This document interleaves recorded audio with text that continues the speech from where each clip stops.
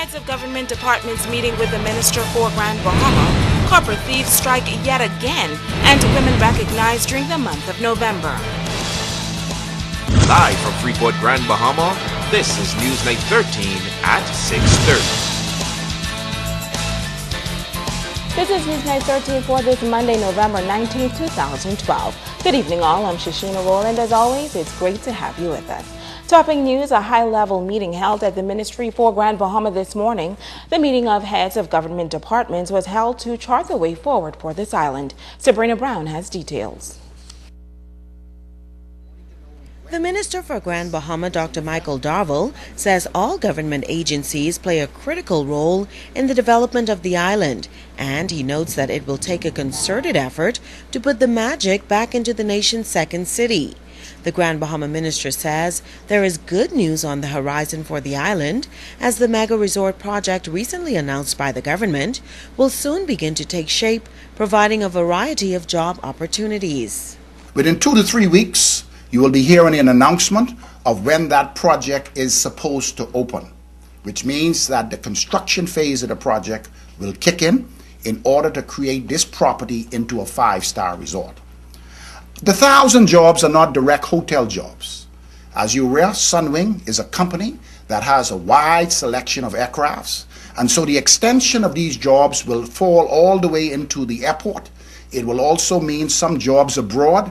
And with that, in 2013, the Bahamas government will now go into partnership with the Hutchinson Wapor Group of Company to help to manage the airport in order to bring the necessary airlift into the island of Grand Bahama.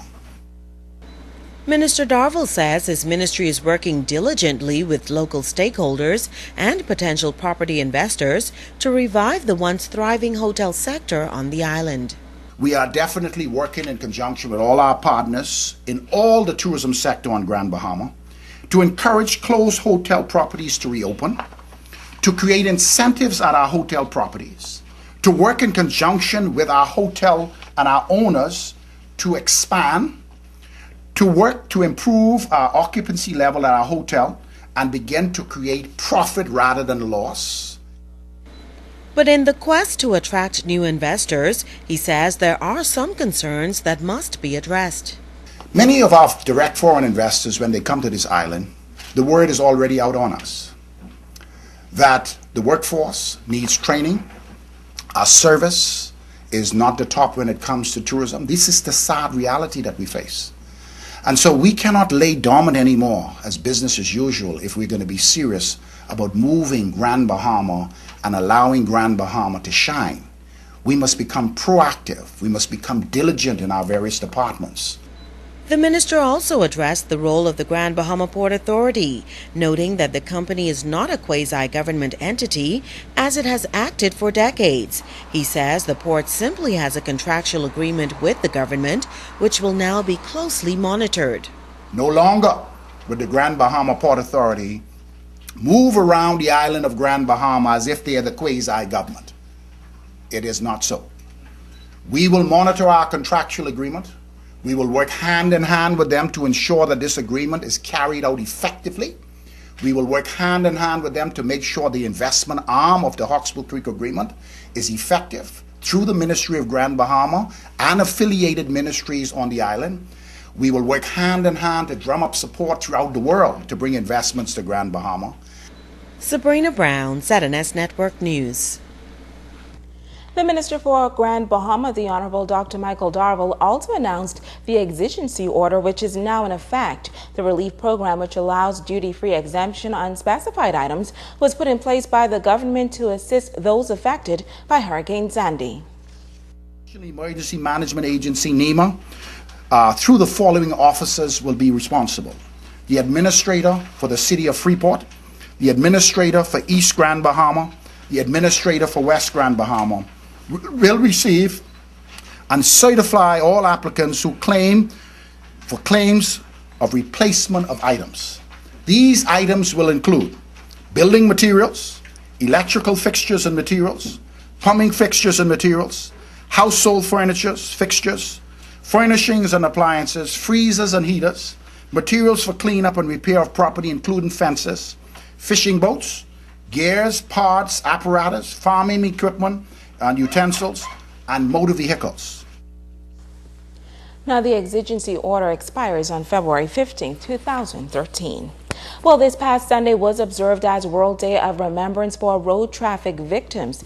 It is a day to remember those who died or were injured from road traffic accidents and the plight of their loved ones who must cope with the consequences of their deaths or injuries. Here at home, the Minister of State for Aviation and Transport shared some startling statistics on traffic mishaps, and she gave some word of advice to road users. During her address on World Day of Remembrance for Traffic Victims, the Minister of State in the Ministry of Transport and Aviation, Hope Strawn, first expressed condolences to the 3 persons that died during a traffic mishap in Abaco over the weekend. I want to also begin by sending heartfelt condolences to the families of the 3 young persons who would have died on the streets of Abaco between last night and this morning. I understand there's 2 young ladies and a young man in their early 20s. And I think that it's such a tragic event when young people are snuffed out so tragically. According to worldwide statistics, Strawn noted that there are nearly 1.3 million people killed in road crashes annually. She says that means every day 3,287 persons lose their lives in a traffic accident. She noted that 20 to 50 million persons are injured or disabled. She's also sharing this staggering statistic. More than half of all traffic deaths occur among young adults. And young adults meaning persons between the ages of 15 to 44.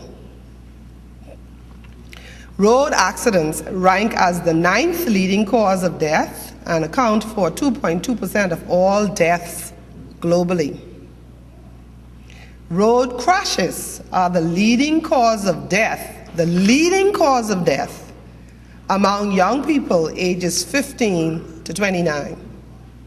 And the second leading cause of death worldwide among young people ages 5 to 14.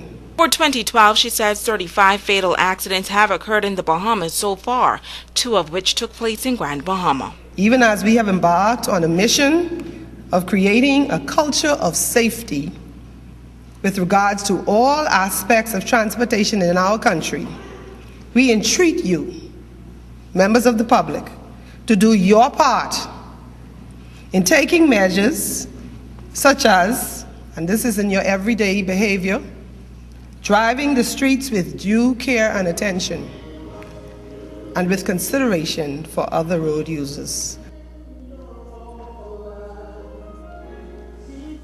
Now, just minutes before World Day of Remembrance for victims of road traffic accidents, a traffic fatality in Abaco claimed the life of 3 young people over the weekend.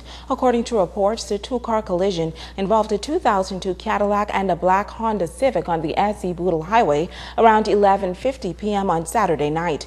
Police say all of the occupants in the Civic were killed. The 22-year-old female driver died at the scene, and her female passenger succumbed to injuries at the Cooperstown Clinic. Now, the 3rd male passenger died around 5 a.m. on his way to New Providence via air ambulance. Police say the 18-year-old male driver of the Cadillac received minor injuries, and his 17-year-old male passenger suffered a broken leg and arm. Police are actively investigating this matter.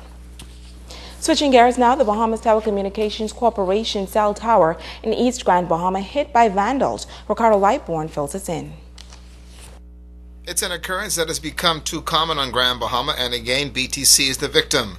Vandals gain entrance to the Bahamas Telecommunications Corporation's cell site by cutting the fence and entering. The Midway cell tower is located between High Rock and Pelican Point and thought to have been secure. The tower was disabled after the culprits removed 150 feet of copper wire.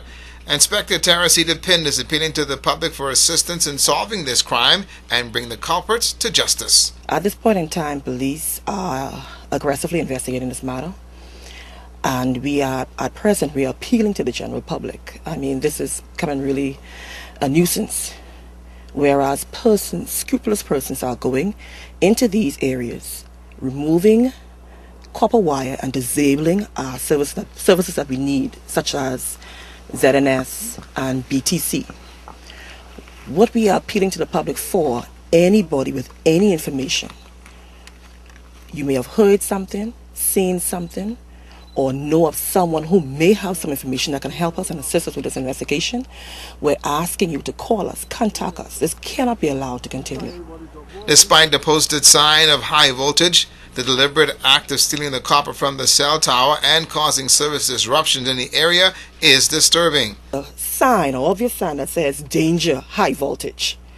Obviously, the person who went into this area had to have some kind of experience and knowledge on what to do and how to go about doing it, and have to have the equipments to do what they did. So we are appealing to the public. Someone has to know something. Someone has to see something, and to call us and to let us know. Ricardo Lightborn, ZNS News Network.